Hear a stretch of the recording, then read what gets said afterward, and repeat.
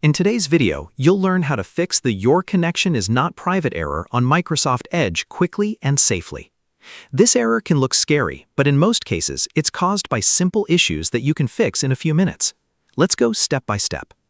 First, check your computer's date and time. This might seem small, but it's actually very important. Your browser uses your system time to verify website security certificates. If your time is incorrect, the browser may think the website is unsafe.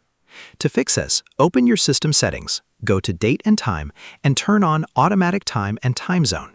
After that, refresh the page and see if the issue is gone. If the error is still there, try opening the website in a private window. In Edge, you can press Ctrl+Shift+N to do this.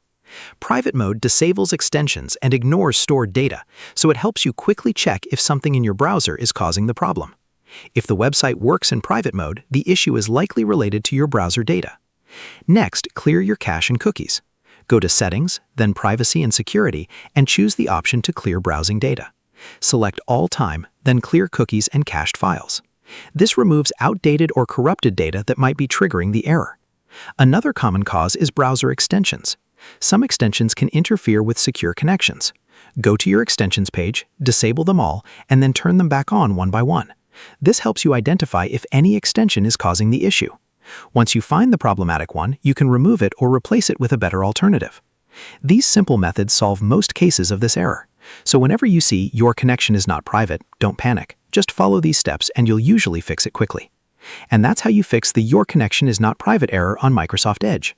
Share this video and subscribe for more helpful tutorials.